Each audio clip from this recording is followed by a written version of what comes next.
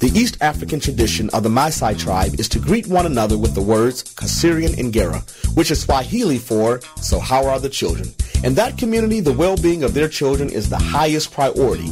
If you are interested in participating in thought-provoking conversations about the well-being of children and families, please tune in every Wednesday at 3 p.m. to Fresh Start Today on 860 AM WNOV. Together, we can save our children. Good afternoon. You're listening to Fresh Start Today with one of your hosts, Jermaine Reed, and then we have Sean Roby, my co-host, who's in the studio today. We have the blacksmith himself, Dr. Ramel Smith, looking like Dr. LL Cool J. That's what I call it. This is Dr. LL Cool J. I know you've heard that before. A few times. A few times in your life. You don't deny that. They want to say ladies love, something. But I love you, Stacey Smith. I love you, Stacey Smith. All right, then, and we have some young people in the studio. I always love young people, and just in case you might hear something, just know that we are a family-focused, child-focused program. We just like to have conversations. We also have the best engineer in the city. Yep. On the program today, Mr. Keon. How you doing, Keon? Well, I didn't say breathe all of me. I just said how you doing. That was the crowd going crazy. I know what that was. I don't know what that was. But anyway, we're having a great time. That's right. A beautiful last day of the month in August, and the last day before school starts. Yeah. All right, officially for most of our students. Right. So this is a real busy time of the school of the year, and so we wishing everybody a safe return into the classroom setting or the school setting.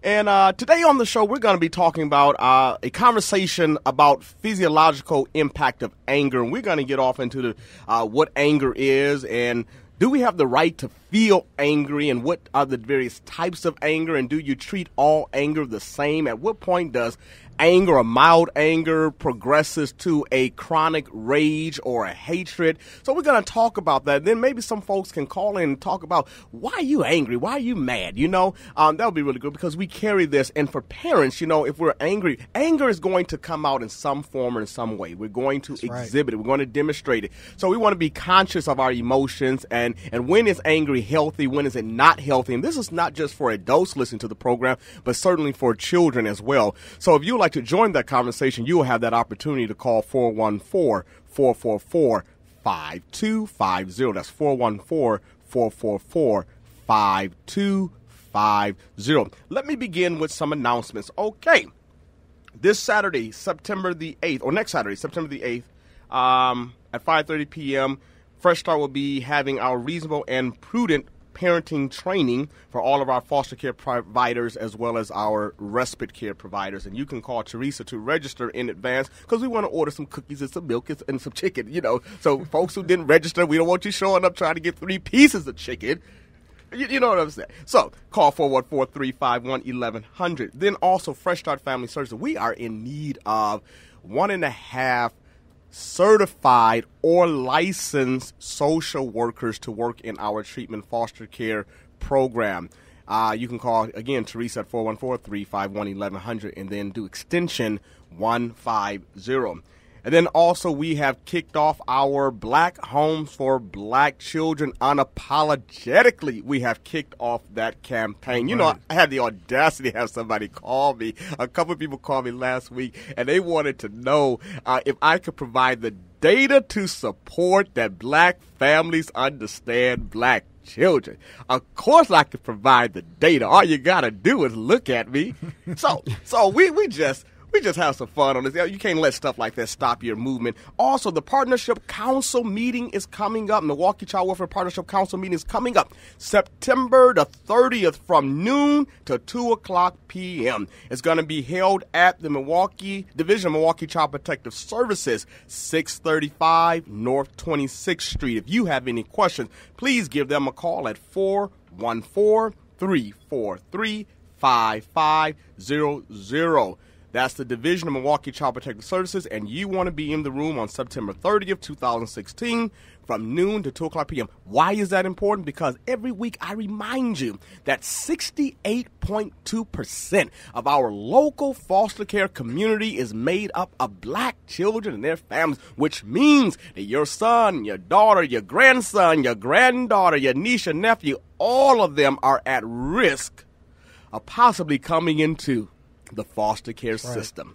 So let's get to the table. Let's walk in the room and ask some questions, learn some information, and let's just build community and partnership. So that's what we have. Now, tips for our parents with children in care. Stay engaged with the process. Communicate with your child's therapist, psychologist, psychiatrist, medical personnel, school officials, case managers. Make sure you get your school calendars and mark off on the days that you have parent-teacher conferences. Yes. Don't let the first engagement or interaction with the school be based on a disciplinary action or issue, but build that relationship and hold school officials accountable. So you're listening to Fresh Start Today with your hosts, Jermaine Reed and Sean Roby, and we're going to jump into this conversation today about the physiological impact of anger. So, Dr. Smith, everybody deals with anger. I mean, you got the case manager walking around angry with the supervisor. You have foster children in the system who are carrying around anger. You got baby mama and baby daddy who dealing with anger. You have, I'm angry with the IRS. We just angry. I mean, anger is an emotion. And so I want you to talk to us, define for us in a beans, greens, and cornbread kind of way, what is anger? All right, well, the first thing what we say is this, anger is an emotion, so it's natural. Just as natural it is to be happy. We talk about joy, we talk about sadness, disgust, or surprise. Those are all natural emotions, and we're not afraid of those emotions. But with anger, I think sometimes we get afraid because most of the time we talk about anger is used in a negative connotation. But anger is really this. It's a feeling of frustration that arises from a situation that is not the way we think it should be or feel it's unfair or wrong. So the anger comes from our emotion when we feel that we've been wrong. And the reason why I say feel, we have to be careful, is because feelings can be based on perception and not reality. Okay. But just the fact that we think we've been insulted, the fact that we think that somehow we have been disrespected now can trigger this emotion, and then how we act afterwards really deals with why we think anger is usually bad. Because most of the time, if you feel you've been disrespected, now the anger turns into, I'm going to physically abuse this person, I'm going to verbally abuse this person, or some type of nature like that. So when we talk about anger, I want to talk about it in a way in which most people don't look at it. Now, let's just say if we talked about language, if I just said language, all of us mostly would think about English. But you got French, you got Spanish, you got Italian, you got German, you got, all of these different dialects. We can go into Swahili, all of our different native tongues and whatnot. So when you say languages, it means so many different things, and that's the same way with anger. So for people who are listening, what I want you to do is take notes with this. And so what me, Sean, and Jermaine is going to do, we're going to go over 9 types of anger today. Okay. And so we're going to go through them quickly but slowly. And so as we go through them one by one, any questions anybody have, when you call in, go through it. So now I was in a special kind of class. Hey, so you work with me. Don't years carry ago me or too fast. No. All my life I've been a special education. Hey, so I was a special education teacher at Riverside High School. So you know what you're dealing with over here. But what we do is this. We keep it simple, because I think if you're a great teacher, then everybody should be able to understand it. That's right. So what we're going to do, we're going to talk about, like I said, 9 types of anger, but it's 3 columns with each of these 9. So the first we're going to call mask. The second is explosive, and the third is called chronic. So with mass, this is the first one we're going to go over. Mass anger is not what we're talking about when people say like passive aggressive.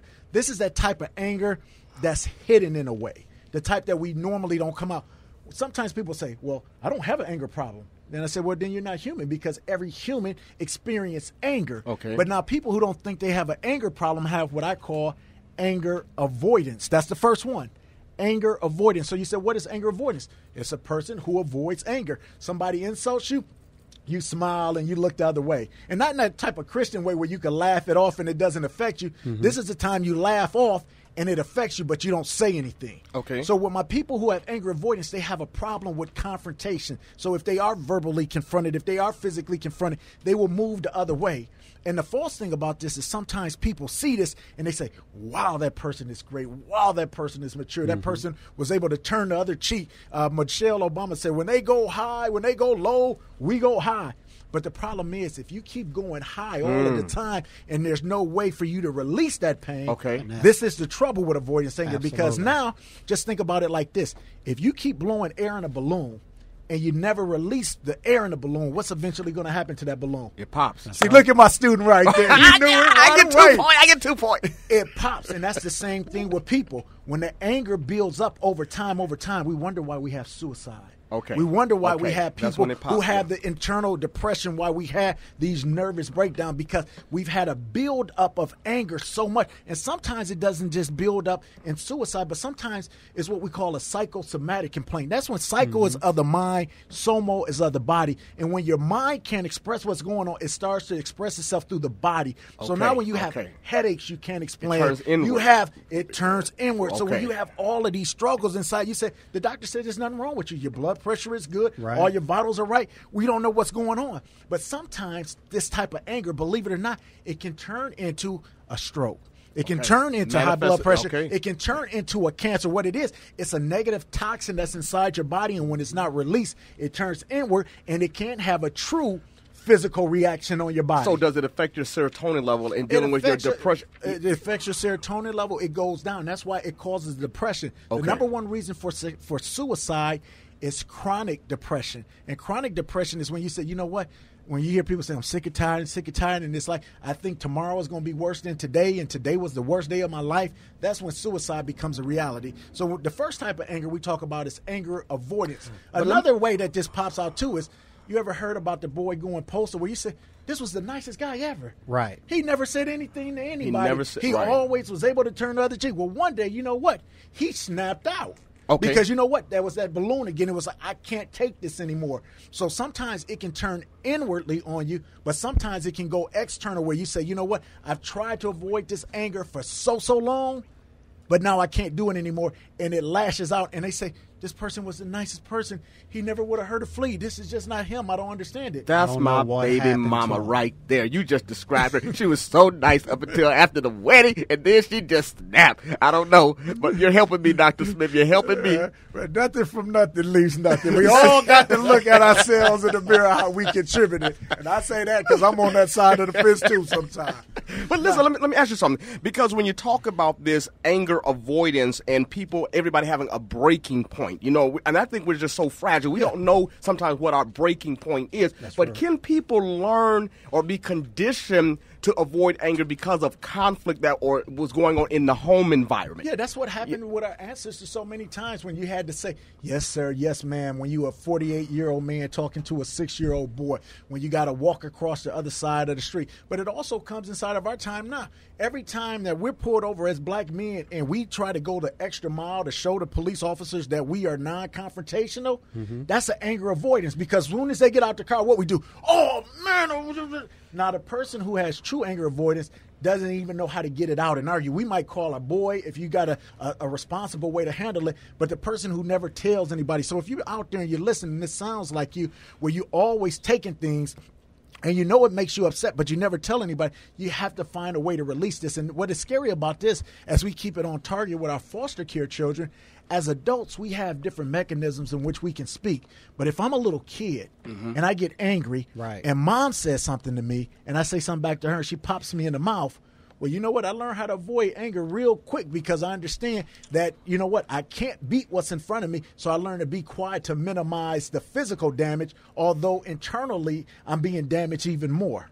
Okay. So when we talk about avoidance anger, that's what we want to talk about there. Okay. Now, the second kind of anger is what we call sneaky anger. Ooh, Now, that's sneaky. my baby mama too. Now, can be your baby mama because sneaky anger can be between people you love. This is truly, again, we're staying in that passive-aggressive technique, that passive-aggressive state. Passive-aggressive is when, let's say I accidentally hit Sean right now as we on here. I'm mad at him, but I don't say nothing. But I just accidentally hit his elbow. And then I say, oh, I'm sorry, man, excuse me. I done got my hit in. But I didn't say I'm sorry because I can't, he can't do anything. Right. Sneaky anger is when your baby mama is mad at you and at nighttime you want some relations, but now she got a headache. Now, she. Oh. That's a way I cannot give you what you want, but I'm hiding behind something that seems plausible, that seems reliable, that seems, that you say this is realistic. It's not out of the ordinary. So when we talk about sneaky anger, this is the person who say, yeah, you know what, Keon, I'm going to help you move on Saturday. I don't like this dude. Soon as Saturday comes, dog, guess what, man? Mom's just called. Right. She need me to help her move. You know you my man, but, I got to put my moms above everybody. What Keon going to say today? Right. Dog, you got to do what you got to do. Now, my moms didn't need me, but Keon don't know that. But what it was a way for me to set him up like he had that help and then pull away. So when you start seeing people do certain things like this, you got to understand, maybe they had this avoidance anger, but now they're figuring out another way to deal with it, but it's still not productive. So when we talk about anger, anger is not a bad thing. It's not a bad thing. There's things in which we can use anger in which is bad. So when we see sneaky anger, this is that passive-aggressive anger where people get at you, but they seem to have a way to be able to excuse what they did, where you just say, did he insult me? Did he really just... when you had that second thought in your head, like, this didn't feel right, but it's enough evidence for them to support their theory, their argument, their debate, where you kind of got to give them the benefit of the doubt. And you can say, yeah, that's it. And that's why it's so smart. That's why it's so smooth. Now, we're talking about the physiological, having a conversation about the physiological impact of anger, and Dr. Ramel Smith is bringing it in. He just covered two types of anger. The first one we're dealing with, the category, is mask anger, right? Mask and you talked about that. The two examples will be anger avoidance and now the sneaky anger. Okay, so what's next? Okay, now the third one is a little bit more aggressive than sneaky anger. It's what we call paranoid anger. Now, paranoid anger is an aggressive anger. Why you hit Jermaine in the mouth? Well, he was about to hit me. Now, Jermaine didn't even do anything but look at me in a way that made me feel a little intimidated. So when we talk about stand your ground and some of the trouble with that, see, those are the people who can get off with paranoid anger because they say, I felt offended. I felt insulted. I felt threatened. All of these things that came my way, I didn't know. So it's just like this. Not a man talking to his girl and he's snapping on her. Why? Because she was just on Facebook laughing. So he automatically knew that she was on the DM, that she was in the messenger doing something different. Right. And it's probably because he had did something and felt guilty about it and, generalized his thoughts onto her. And now he started to snap on her. And when he went off and then she asked why, it's because I thought you was doing this. It's a way that I can justify. That's why I said it's akin to snaky, except for the behavior is overt. And it's like I meant to do it. And I'll give you an example. I had a young man.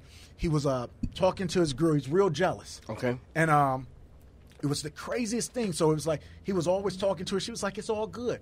So one day they at the bar. They just both turned 21. Birthdays the same day. Everything is good. Girl, she had a friend. That was a dude. He went to the bathroom, came back. They talking at the bar. And then the dude said, hey, listen, man, before you come back, I know you came. I know this your girl. She's been my home girl from the day. I know it's both of y'all 21st birthdays. Drinks is on me. I'm not trying to talk to your girl. It's all good. So they have this birthday party, kind of at the bar. It's all good. But he goes home, little sippy, thinking like, man, I just got played. This was her other man, and I'm sitting up here having drinks with him. So he go to her house the next day. She's talking to another dude on the steps. Now, he don't know this dude. He ain't never seen him. They hugging, they laughing and stuff. So without saying a word, he just beats the dude to a pulp. Well, the dude is her cousin.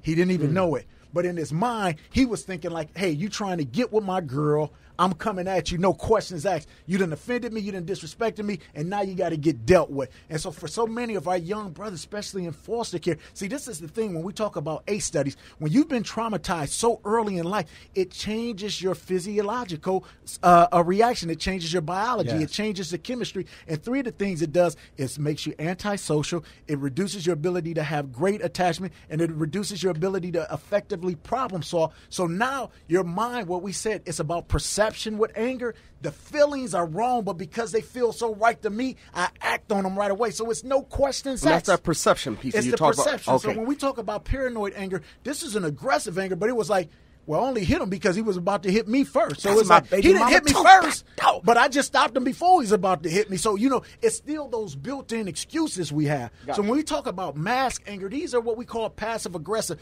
These are ways, like I said, in which we don't really want to be out there or take full accountability or blame. We're still shifting the blame outwardly to other people. And the avoidance is the people, like I said, who sometimes say, I don't have any anger, or don't know how to effectively deal with it. And for people who have been traumatized, or for young people still having, where their cognition is still developing, this is very critical for them. And so when we see a lot of people who are internalized, isolated, introverted, but in a negative way, because to be introverted is not a bad thing per se, but when it takes you away from all of the fun things you love to do, the people who you love, these are started signs. So this is where I tell people, I said, do you have an anger problem?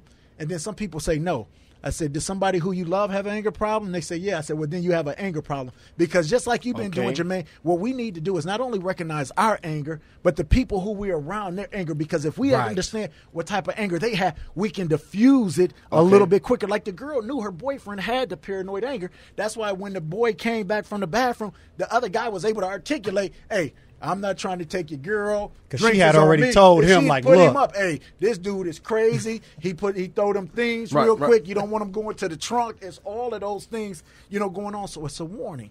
So that's the first of the sections. Okay. So again, for those who would like to join this conversation, you can call 414-444-5250. That's 414-444-5250. We're having a conversation about the physiological impact of anger, and Dr. Smith is breaking down the various types of anger, what that looks like in a very green beans and cornbread fashion. So we've talked about anger avoidance, we've talked about sneaky anger, and then we've talked about paranoid anger. Before we get into the next subsection or class of anger, the question that I have for you is, when we're talking about families and we're talking about children and domestic violence, see, I thought that domestic violence was a thing of the past. I honestly did up until about 5 years ago. I thought that went out like in the late 80s. I'm being honest with you. That's how sheltered and how distant I was from a lot of things. But then I didn't realize the prevalence of it. And then looking at a number of the cases where kids are coming into the system where they were in a home where domestic violence was a factor, and then they were removed, and sometimes because mom failed to be able to provide security or safety or protection for her child. But I'm thinking about that child today that is witnessing domestic violence and because I think sometimes children, if it's a young boy and he see his mom being beat on, there is a rage, there is an anger that's on the inside of him, but the capacity to do something about it. So now he carries that rage with him into different settings, and perhaps it comes out on the school bus. Perhaps it comes out, in the classroom setting. Perhaps it comes out in a new foster care home.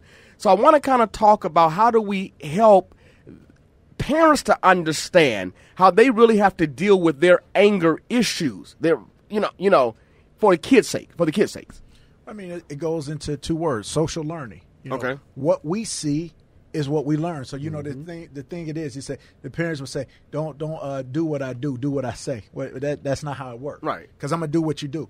And I got two other words for you: Chris Brown. This is somebody who music we love. We can all agree from a musical standpoint, the guy is gifted and talented as they come. But he talked about witnessing domestic violence in the home. He talked about what you said, Jermaine. Being held defenseless, looking at his mom being beaten and not being able to do anything, and making that solemn pledge in your head, well, when I get older, I'm going to protect my mama, and you know what? I'd never treat a woman like that. But then he gets when older, we're put in those situations, it's just like us as adults in a positive way. When you discipline your parents, your children, in the same way your parents discipline you, and you say, man, I'm sounding just like my mama now. I can't believe this. But this is a positive way because they model something, and you say, I see why you said it. I see the wisdom in it. I see the guidance. But what happens when that modeling, when that tutelage, when that teaching is negative? We're teaching our children by what they see. That's right. And also you have to remember when they see it, not only are they seeing it, but how they learn it, because it changes the physiological nature of the brain. It changes brain structure. It creates a resentment. It creates an anger. And what I learn is this: when I'm angry, I don't learn to talk it out. I don't learn to walk into another room. I learn to strike. Okay, and sometimes we have mechanisms, and this is the scarier part about learning to teach somebody help. So let's say you say, you know what, when you're angry, go hit that punching bag. Go hit that couch with the pillow. Well, that's a good thing, but what happens when that couch or that pillow or that punching bag is not there and somebody else is? they turn into that punching bag. So when we teach people strategies, we had to teach them multiple strategies. And no doubt, Chris Brown having arts and entertainment has helped him so much with the trouble he's got in. Just imagine if he didn't have the amount of money and the fame and celebrity, where he would be, like so many of our other brothers. So what do I say to our parents? Find a talent that your child has, and the more they can channel that pain and frustration into something positive, the more that it helps. Nothing is perfect. Nothing is perfect. Nothing is going to guarantee it won't happen. But what we want to do is, if we know they have that pain, one, we want to know our child, model good for our child, put our child in positions and places where they can see, and give them alternative options to help them have a brighter future. Because once you start seeing, hey, this is not going good for me, we go back to that lower animalistic self that we all have, and that's our instinct. And when I don't know any better, it's funny because we say it all the time. Everybody who's professional, they say, yeah, I'm professional, but don't make me go there. Don't let me. Right. And there's a lot of things, a lot of ways we could say it, because what we're saying is, I know how to act, in this manner. But if you can't treat me with respect here, I got another level I can go to that you really don't want to see. So for that kid who's experienced this domestic violence or this level of violence in their environment, the parents' behavior, the kids on the block neighborhood, just a lot of anger that's around them. My question for you, and there is no punching bag in the classroom. So with that being said, how do we help that kid understand how to regulate, to be able to identify that, this is what's going on inside of me physiologically, emotionally. What do I do? But you just said it. How do we help them understand what's going on? We got to talk to them. We got to let them know that this is not the norm, that these emotions that you're feeling are real. Some of the behaviors that you're going to present are real, but you know what? They're not the best ones for you. And if you continue to do them, then you know what? They're going to put you in a place where you don't want to be, whether it's prison, whether it's jail, or whether it's, after empty relationship after empty relationship. Everything doesn't end up in jail or prison, which are likely possibilities, but it also puts you in a life where your quality of life is just decreasing. That's not what we want. We want to be living every minute of our life to the fullest. So the first thing we have to do, and this goes into the trauma, when you talk about prevention, recovery, assessments, intervention, when you talk about the ACE studies, what you are supposed to do, one of the big things is therapy. It is about group. It's about getting people together. You know what? I'm going to get 5 other kids that done going through this with you. So you know what? This is normal. Okay. You're not the only one. And guess what? The feelings you're having, guess what? It's some other people. And now we got other people here who can help us. And so we teach other strategies. Some people, you remember Jay-Z had the sun before. He said, I can't see him coming down my eyes, so I got to make the sun cry. Some people have a gift for writing. So I say, hey, let's journal. Some people, I say, you know what, you love to read. Sometimes it's good to go away in fantasy land, read a book, do something what you do. It is good to do physical exercise sometimes to get that energy, that emotion out some way. Every kid is different. And so as parents, as teachers, as counselors, or people or helpers around these children, we have to know the child, know what they have gifts and talents for, know what they like to do, and put them in positions to succeed, positions in which we can help give them tools that they can use. And then when they fail, we had to stop and correct the behavior, but not always be so punitive in what we're doing, because we got to understand what they're doing is just a matter of kind of what they're seeing sometimes, and this is what they know. So it's just like, the little kid that want to say, you know what, I ain't shower, but I'm going to put on this cologne because I'm going to go out with this girl. Well, we all know that that's not the route to go, but you need some old man to say, hey, bro, you should have known this, but if you don't know this, before you put on cologne, make sure you wash under the arms, put on some DO. And if you don't do it, don't put the cologne on, because really, bruh, that makes it worse. But you know what? Unless you're told that, you don't know. And so many times our children go through things and we say, that's common sense. Right. Well, we know but that whose common sense is it? It's not so common. Absolutely. Sometimes some people weren't privileged to have the tutelage and the love that we have with the wisdom. Now, it's 3:30 p.m. in the afternoon. Since we've learned that anger is a natural emotion, I want some angry people to call me today. And I want to talk about your anger. I want to talk about what's got you upset. I want to know if you're paranoid. I want to know if you're sneaky. I want to know if you are avoiding. Because anger is natural, and what it can do when you talk it out and when you get support, when you get help, it could prevent hitting and abusing children. It could prevent you internalizing anger towards yourself, and even suicidal thoughts and tendencies. So this is an opportunity. It's a family-focused program. You can call 414-444-5250 and ask the doctor, Ramel Smith, about what type of anger you're dealing with and what can you do. Maybe your children have some anger issues and you're trying to figure out, as a single parent mom, what do I do? What can I do to help my son who has maybe what we call some justifiable moral anger, which Dr. Smith is going to get into later. But now we're going to look at the second class of anger, which is explosive anger. What is explosive anger? Okay, explosive anger is just the opposite of mass. Now, this is the type of anger, and I'll be honest, this is what I have. So when we look at the different times here, this is sudden. Sudden is, I get mad quick, but then, you know what, I'm over it quick too. But it's just like, you started, I'm taking it there, but then I can get over it. So it's just like that person, you say, man, he got a quick temper, man. He quick to snap. But it's also that guy that hits the lady, and as soon as he hits her, man, what did I do? Ike Turner, let me go ahead, ice you up, baby. Let me go ahead, give you the keys to a new car. Let me give you this Roses new fur coat or whatever. Yeah. And you got to remember, with sudden, we always talk about, like when we think about anger, hurt somebody, it's not always physical. It's that verbal tongue that cuts. Right. Where you say something, and as soon as you say it, immediate remorse. I feel bad about it. Right. So sudden anger is that type of anger where it comes quick, but then it dissipates, because it's a person with a conscience, with a heart, with an understanding. Say, I'm not really trying to hurt you, but hey, just don't push me there. This is not the hawk where you say, hey, don't make me mad. You won't like me when I don't have enough time for that. It's 0 to 10 real quick.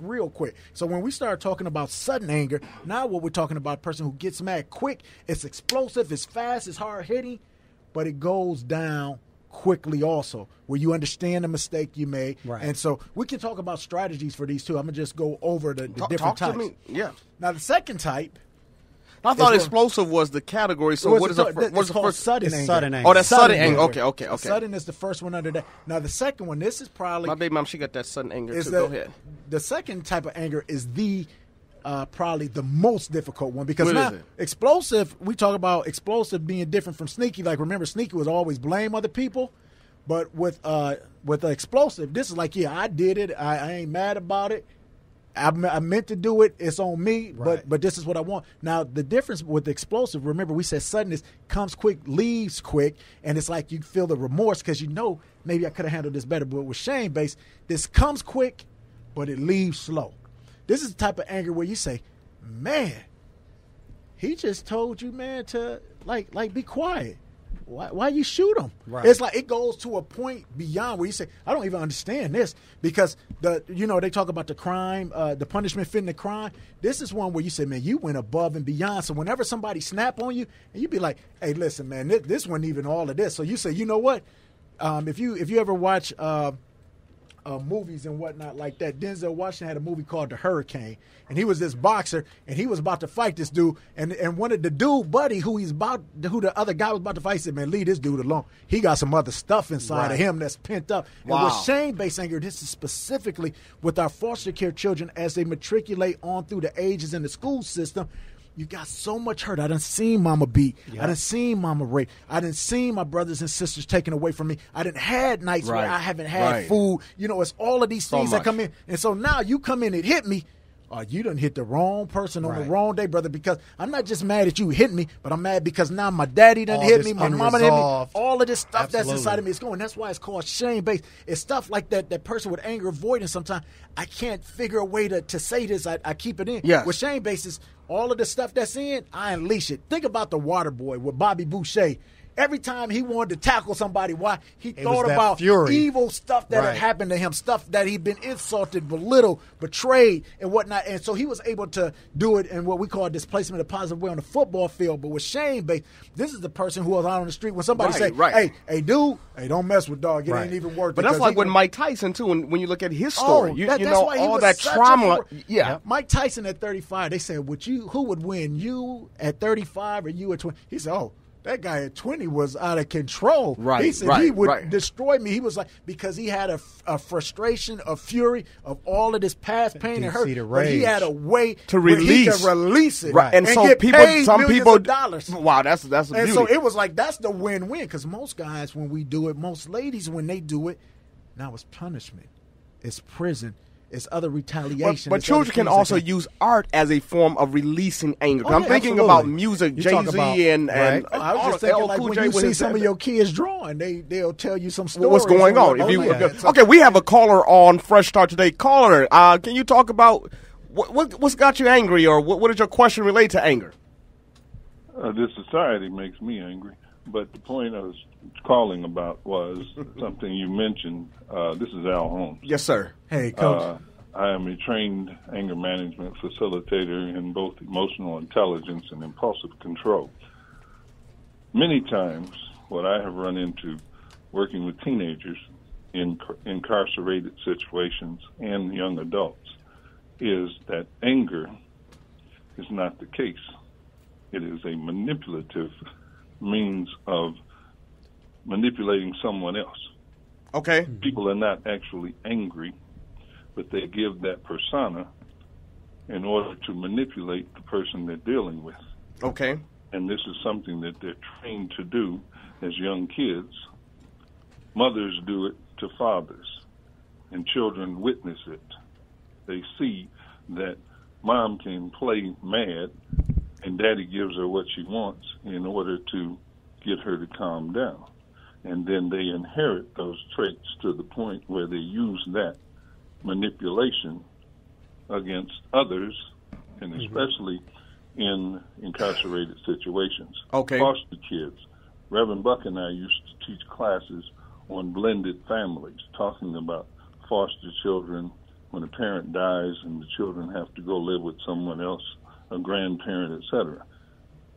There's not enough communication with the child about their behavior and their feelings about these situations, and then they use anger or manipulative, what I call manipulative anger, to control situations and to control people. Okay. Ramel, you know what I'm talking about. Yeah, and you know what? It's funny, Coach, because as soon as you said that, that's the third type of anger we talk about. We call that deliberate anger, and it's just what you explained. It's a person who's understand that if I just give the persona that I'm at, because people understand what I have done, what I'm capable of doing, it's what I call like it's a bluff kind of anger. That's but right. most of the time, people don't want to call a bluff because they understand what you are capable of doing or what can happen. So what Coach said, it's absolutely right. It's a manipulative type of anger. We call that deliberate anger, and that was the And third so how one, do we which we're know the difference you when don't somebody's know the difference been because okay. most people who have deliberate also have sudden, which is the thing is I can do the bluff, Right. But now if you call my bluff, you know what? I wasn't really mad, But you now- done called it. Now you done pulled my Right. card. Now I got to show you I am, and because I can get mad quick, fast, in a hurry, it's on and it's popping. And so, like he said, when you talk about the whole idea of not only talking to children, but then showing them, and it's a lot of, you have to reiterate a lot. And particularly for foster parents out there who have kids who display these behaviors, we have to continuously have these dialogues routinely because that shift, and we like, oh, I don't know what happened with the kid. They just went from 0 to 60. We have to continuously have those conversations and try to find different outlets because one kid would be the best journalist. One, like Dr. Smith said, will show you in some artistic stuff where you might see some drawings and whatnot, but some of the paintings and some of the curves are really sharp, some are really dull. All of that, they're trying to convey a particular message. So it's also vital, and I think you started with the tip when you said make sure parents are communicating with the counselors, the therapists, the school professionals, and whatnot, because all of those things can be indicators as to something else that's going on internally with that kid. Well, it's 3:40 in the afternoon. You're listening to Fresh Start today, and we're talking about a conversation that focuses on physiological impact of anger, and we appreciate Mr. Al Holmes calling in. Hopefully we'll be able to get him on the show one day, and as one of the schoolmasters, teachers come in. Yes. Wealth of knowledge. Yeah, we can get him to come in. But we're talking about the different classes or categories of anger. You've talked about mask, and under that group is anger avoidance, sneaky anger, paranoid anger. Then you talked about the explosive anger. And there's three subclasses there: sudden anger, shame-based, and what is the third? Deliberate. Is that deliberate? That's the manipulative That's that the Coach deliberate. Holmes was talking about. But now I'm going to give you a bonus because this one slides into the next category. So we're still under explosive, but it's what we call addictive nature. So addictive anger. So addictive anger is just like this. I know I that. need it. I need it. This is a person who you say they just got to be around trouble. Wherever they come, it's going. If everything is cool, they the one who going to instigate some trouble because you know what? If things ain't right, if things ain't angry, they don't feel right because they addicted Well, to they it. create, They they'll need it. create They that create drama. it. They will create They friction. need it. They want to be around it. So when you start talking about, But can you blame them though? Particularly with children, they grew up in a chaotic home but or that's what an community. addiction is. It's like, you know what? I didn't always need this, but now I done got it in my system. But guess what? When we talk about addiction and you start talking about anger, well, anybody who's ever been angry, sometimes that feels good. I knock somebody out, and I've been beat up a whole lot. Oh, that's why Mike Tyson was so good in the ring. Oh, I get paid for this too. Oh, watch me knock these cats out in the most vicious way so you pay back more. That's why even when Mike Tyson was a shell of himself, we still adored him because of what he did. It left such an impression. Now, when we start talking about a little kid, let's go back to Mike Tyson, who was this kid in foster care, whose father was a pimp and fathered over 20-some kids, moved from foster home to group home, was bullied and all of these things. Now you have a person who said, you know what? I need this addiction. Now, let me tell you another person. We think of Mike Tyson, and we say, oh, well, you know, Mike was crazy. Mike was it. Well, let's talk about Herschel Walker. Yeah. Herschel Walker was a man that, you know, came out of the University of Georgia, probably should have been the first freshman to ever win the Heisman Trophy Award and whatnot like that. Nobody never really knew all of the things he went through as a child, being a fat kid, being bullied, having a stuttering problem, all of those things. But through sports, he was able to funnel all of that out. But now here's a grown man who's a millionaire, got a successful business, but soon as his football career is over, sooner his way to let anger out because he's addicted to anger. Well, now he's 47-year-old and he's fighting UFC and still beating kids doing it. But you know what else he did in the interim? He was fighting his wife. He was fighting himself because he was addicted. Fighting he needed himself. That anger. He needed that frustration, that friction. And that's why when we look at football players, we talk about what they can't get diagnosed with CTE, chronic traumatic encephalopathy, until after they're dead. But we understand when we start to see those behaviors start to go a little bit to the level, we say something ain't right with that. But not only are you addicted to it, but now we can understand the same type of trauma that they have from physical trauma. We got to start looking at that with children with emotional trauma. Right. So when you see the movie Concussion, you see those people get hit, you say, oh, wow, look at their brain. They're going to have brain damage. You look at Ali and other boxers, every hit they get, you say they're going to have brain damage. Well, we got to start looking at that with our children, with every word that we say, with every vicarious trauma that they see on the news. Yes. It's a hit to the head, and you know what? It changes the physiological nature. And so sometimes, you know what? If I'm always beat, then you know what? That's, again, back to the Hurricane movie. He said, ain't nobody else going to beat me again. And that's the mind state that a lot of people take on, particularly you. It's a protective mechanism. You know, it's just like, you ever seen a fish get out the fish tank? And you know how it's flapping? Yeah. That's how a person is with addictive anger. It's like, if things is peaceful, it's like, this ain't comfortable. I need my water. I need some anger. I need something going on. So that's the person who always, and I don't care if they in church, I don't care if they in the community, if they a teacher in the lounge talking, this is the person who always saying something negative about somebody else or telling you what somebody else said. That's addictive anger. So when we start talking about not only understanding these angers for ourselves, but understand who we're dealing with, you have to recognize. And so, like I said, this slides into our last column, which is... Wait a minute. We're talking about a conversation. We're having a conversation about the physiological impact of anger. I mean, Dr. Ramel Smith is on a roll. We will be taking Christopher call in a moment. If you have a brief question or comment, you'd like to call 414-444-5250. A comment that is focused on this topic that we are discussing, please give us a call and join this very important conversation, 414-444-5250. So, we're talking about a conversation on physiological impact of anger. We've talked about anger avoidance, sneaky anger, paranoid or anger, which is a type of or subsection of mask anger. And then we have another class, which is the explosive anger, which is sudden, shame-based, and then deliberate. Now you're going to take me into the third class. Yeah, and we also said addictive. That's addictive. See, I thought that I gave you a bonus. You gave me a bonus. I forgot about, I told you what class I was sitting that's where we at. Okay, so then we want to take the call and go to the next one. Okay, caller, do you have a brief question and comment as it relates to this topic? Greetings.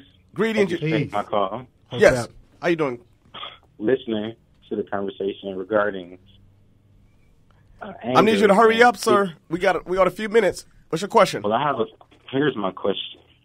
I wanted to ask the doctor in the house, is his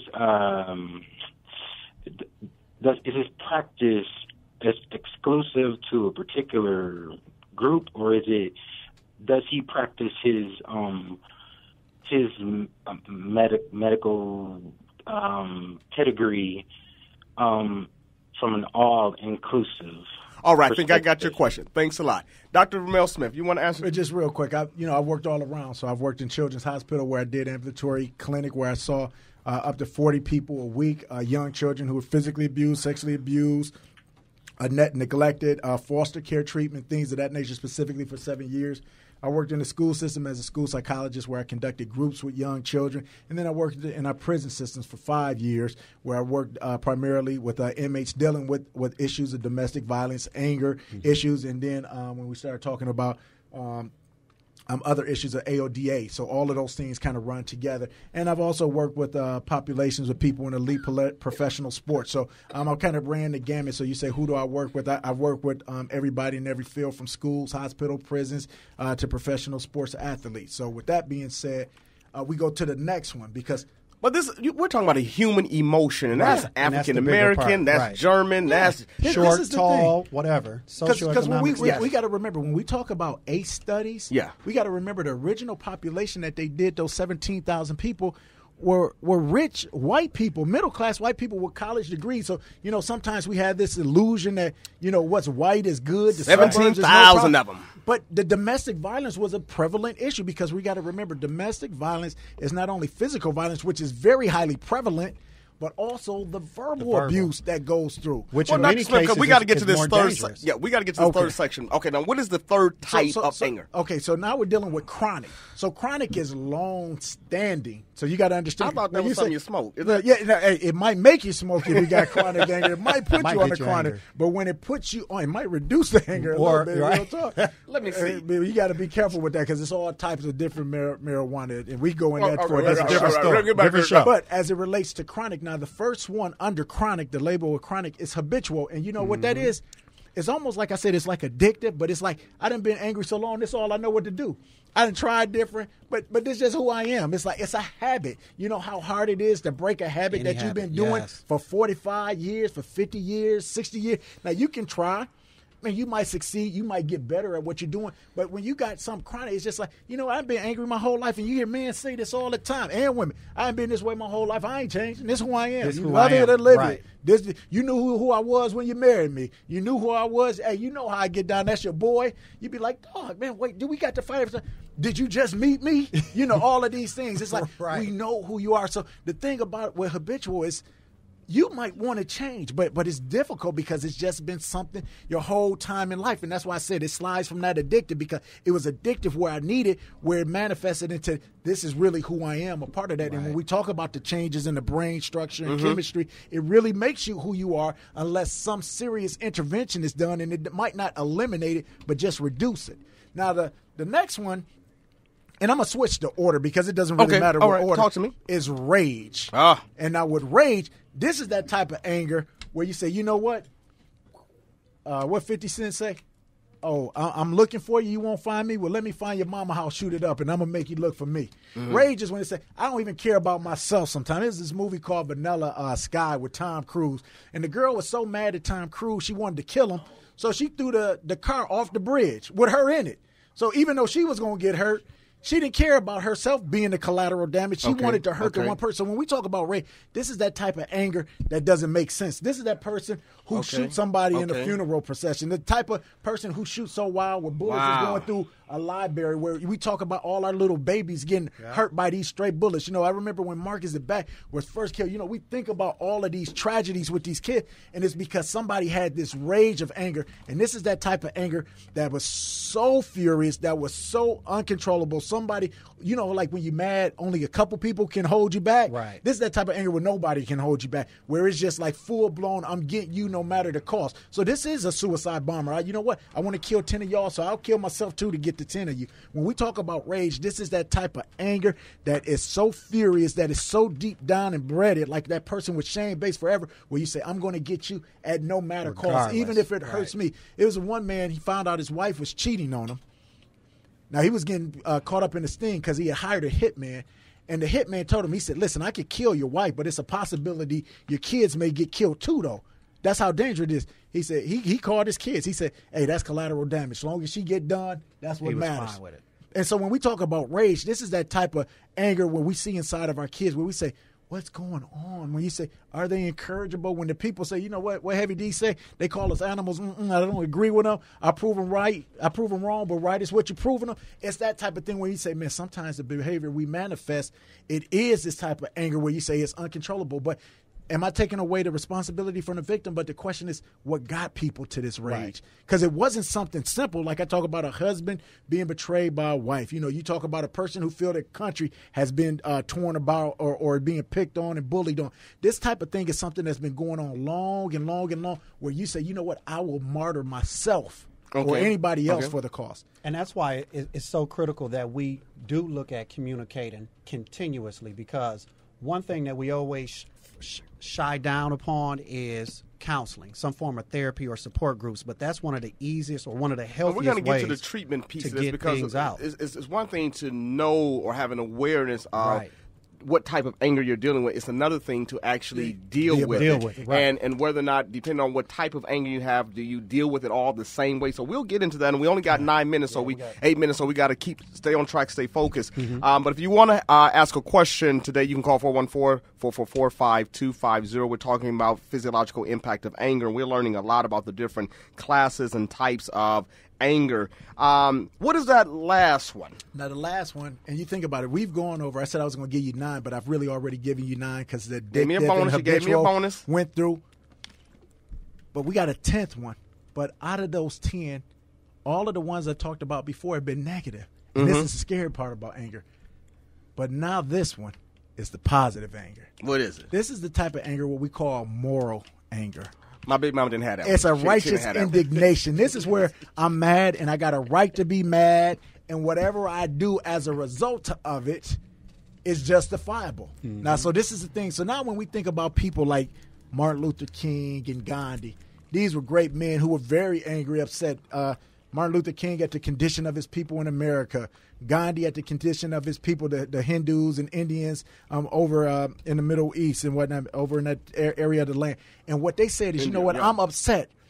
I want to fight you. And Martin Luther King said, everybody think I'm nonviolent. He said, well, I am nonviolent. But he said, even if I wasn't for pragmatic reasons, I choose to be nonviolent, meaning I can't win a war with these people right here. I don't have the firepower that I need to. So he said, what's the best weapon I could use? And the best weapon he understood he could use was love, was the art of civil disobedience, civil unrest. So when we see people with moral anger, this is the person who makes a stand, but they make it in a way that when they do it, you can't be upset. Now, some people will be like they were mad at King and they were mad at Gandhi. Know your place. Do the right thing and whatnot. Stay in your place. We look at Colin Kaepernick right now. This is something that's kind of going on in the media, big topic. He said, why would I stand for a flag and take pride in it? Stand for a national anthem and take pride in a flag that continually marginalizes and oppresses black people and promotes slavery. Yeah. And the third stanza of the thing, it talks about literally being happy when the slaves who only wanted to defend themselves in freedom, they were there. So we know that anger is a fundamental feeling or the basis of a revolution or change. That goes universal. Everybody in the world, you don't got to speak my language, but if I'm angry, my face and my body language will tell change. You. It can fuel because Malcolm most X people said it best. He said, when people get mad, I'm not impressed, really. He said, but when they get angry, now I'm ready, because once you get angry, now you about to do something. Right. This is the lady, you know what, who's been beat up 8 times by her man. And she said, you know what, I'm angry. I'm leaving. Now, she's not going to hit him back. But this is a moral anger. I'm upset at what you did to me, how you treated me.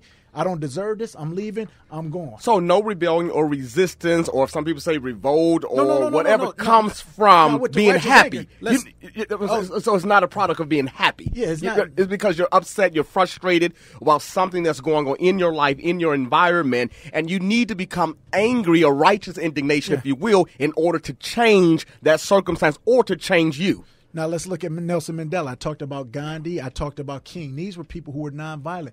Nelson Mandela said, you know what, let's be nonviolent. Let's use this. But then after a while, he said, hey, you know what, this don't make sense. He said, because they beating up on us, and we outnumber them. Forget this. And so, you know what, they labeled him as a domestic terrorist because he did different things where he said, hey, just like we talked about our young babies and young adults on Sherman, some of the stuff they did, how could they do it? Well, that's all that Nelson Mandela did in South Africa. Right. He blew up stuff. Literally blew up stuff. And when he was in the court in front of the parliamentary, they said, hey, that's why they could put him in jail, because literally he did do wrong. But he was like, you know what? This need to be blow up because y'all are doing this wrong. It's not right. So he had a moral anger, a righteous indignation. There you go. Anybody who's upset with the young kids and those people, our people that was on Sherman, then you got to be mad at young Nelson Mandela too, because it's the same thing. But now, what we got to do with the righteous indignation is, if we're going to do this, now what we got to do is have a plan of saying we will stop doing this if you give us this. We can't just tear up stuff and then that's it. What we got to do is, if you're going to tear up stuff, it's got to be a reason to say, if you give us this, we don't need that. So let me because you got to help me here. Because the one thing, what we got to have, what I'm mad about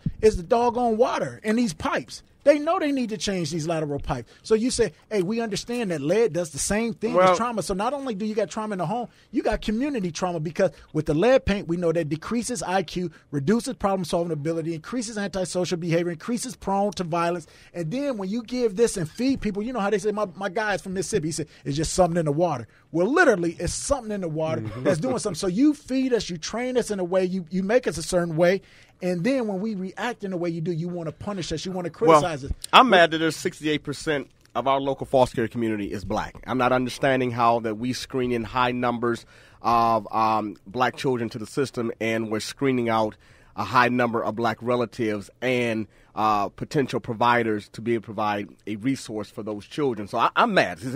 I'm mad. But it's okay, because I wonder sometimes if this righteous indignation or this moral anger that we, particularly as black men and black fathers, have, if there is space in America that allows us to express this anger, because anger can be a sign of awareness.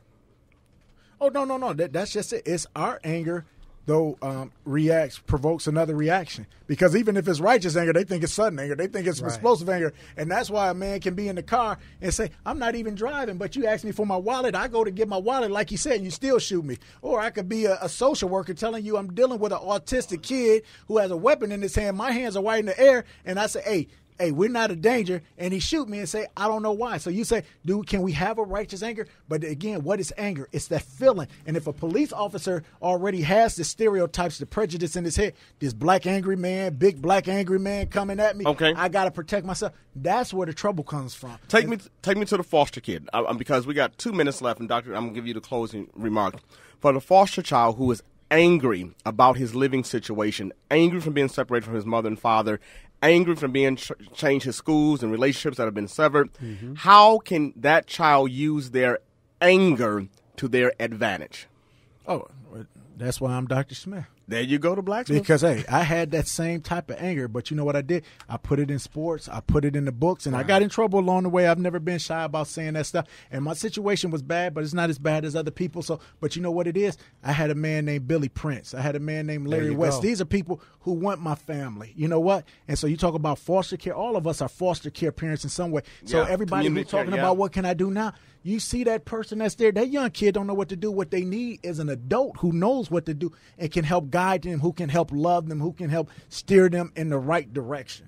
So you said, what's the best thing we can do for that kid? It's going to take an adult. You said, I can't do a foster care system, but you can help mentor a child in some way with a loving word, a loving action. That's right. Now I want to close with these words. You know, there's all kind of uprising that's going on in our communities, both near and far, involving youth and adults, because of so much oppression and trauma that is going on, community trauma.